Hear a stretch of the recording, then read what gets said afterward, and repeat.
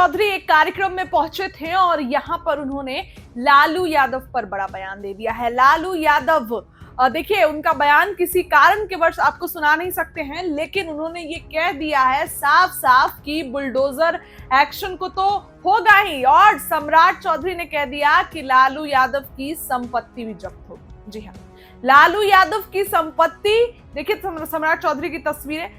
सम्राट चौधरी ने कहा कि लालू यादव का चिड़ियाघर के बगल में जो बिल्डिंग है जो कि बंद है, उसको खुलवा करके पेंट पोचारा होगा, उसमें जो है वो स्कूल खुलेगा। सम्राट चौधरी के इस बातों से आरजेडी में भूचाल आ सकता है, क्योंकि जिस तरीके की बातें सम्राट चौधरी कह रहे हैं, सम्राट चौधरी ने साफ साफ कह दिया है कि आरजेडी जिस तरीके से अवैध संपत्ति को जब्त की हुई है, तो अब तो फैसला भी आ गया है, इन सभी जगहों पर जो है वो स्कूल खुलेंगे और बच्चे जो है यहाँ पर पढ़ाई करेंगे। ये गरीब बच्चों के लिए एक बेहतर कदम हो सकता है। देखिए, आरजेडी जिस तरीके से फिलहाल इस बार चुनाव हार गई, 75 सीटों पर लीड कर रही आरजेडी 25 सीटों पर आ गई, तो ऐसे में और इसी समय पर लालू यादव का जो राबड़ी आवास है वो भी खाली करने को कहा गया है और उसकी जगह पर राबड़ी देवी को 39 होर्डिंग रोड के पास जो है वो आवंटित किया गया है, जो नया बंगला है। हालांकि वो बंगला पिछले जो राबड़ी आवास है वैसा बंगला नहीं है, क्योंकि वो राबड़ी देवी को विधान परिषद में नेता प्रतिपक्ष के नाते मिला है, ना कि पूर्व सीएम के नाते। तो ऐसे में ये सब चीजें हैं, तो अब समय पर सवाल हो रहा है। हालांकि ये कोर्ट का फैसला है, लेकिन कोर्ट के फैसले पर नहीं, समय पर सवाल खड़े हो रहे हैं कि ये समय ऐसे इस समय आरजेडी को ऐसे क्यों किया जा रहा है। और अब सम्राट चौधरी ने जो ये बयान दे दिया है, जिसमें उन्होंने साफ साफ कह दिया है, साफ साफ ये बातें कह दी है कि बिल्कुल बिहार में जो भी अवैध संपत्ति है तो उस पर सरकारी काम होगा। और लालू यादव के फ्लैट पर तो सम्राट चौधरी ने कह दिया कि सरकारी स्कूल खुलेगा। ये बहुत बड़ा बयान है। बिहार में लगातार बुलडोजर एक्शन हो रहे हैं, किसी को मतलब नहीं है।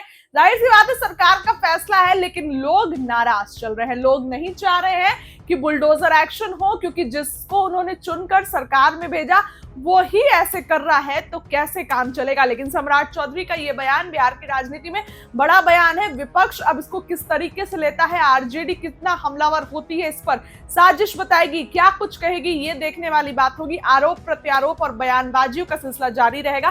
फिलहाल तेजस्वी अभी पटना में नहीं है, बिहार में नहीं, उनकी सक्रियता नहीं है। वो बीते दिनों दिल्ली गए और दिल्ली से फिर विदेश गए अपने परिवार के साथ। तेजस्वी अब आएंगे तो फिर जो है वो फिर से सक्रिय होंगे।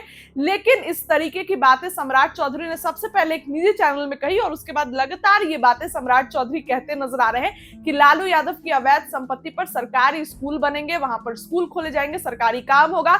इस तरीके से ताला बंद नहीं रहने दे सकते हैं, पेंट पोचारा होगा और उसके बाद सरकारी स्कूल खुलेंगे।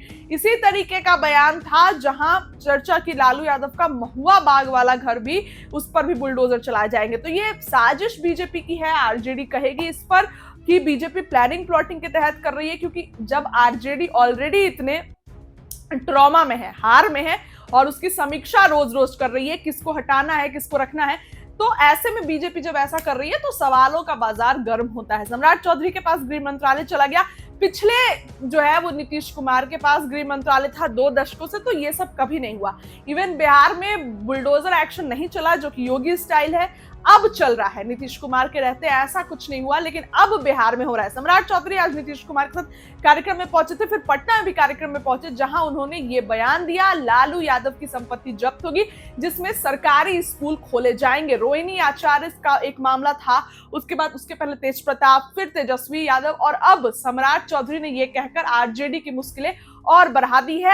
नीतीश कुमार के पास जब तक गृह मंत्रालय था ऐसा कुछ भी नहीं हुआ, नीतीश कुमार ने कभी इस तरीके की बातें नहीं कही, लेकिन अब सम्राट चौधरी ऐसा लग रहा है कि हाथ धोकर आरजेडी के पीछे पड़ गए हैं। सदन में बुलडोजर बाबा कहने पर सम्राट चौधरी जो है वो नाराज हो गए थे। उन्होंने कहा, मैं कोई बुलडोजर बाबा नहीं हूं, मेरा नाम सम्राट चौधरी है, लेकिन जो गड़बड़ी करेगा, अपराध करेगा, उसको बख्शा नहीं जाएगा और कानून का सामना करना पड़ेगा। ये बातें सम्राट चौधरी ने कही थी, लेकिन अब ये बयान किसी कारणवश आपको नहीं सुना सकते हैं, लेकिन सम्राट चौधरी ने साफ साफ ये कह दिया है कि लालू यादव की संपत्ति जब्त होगी, सरकारी स्कूल खोले जाएंगे, इसमें कोई डाउट नहीं है। इस खबर के लिए इतना ही। बहुत बहुत धन्यवाद। जारी है और कई जगह विरोध भी हो रहा है, किस तरह देखते हैं इसको?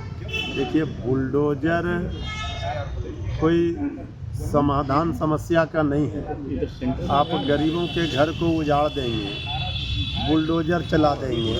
बुलडोज़र चलाना चाहिए बेरोजगारी पर, गरीबी पर, महंगाई पर।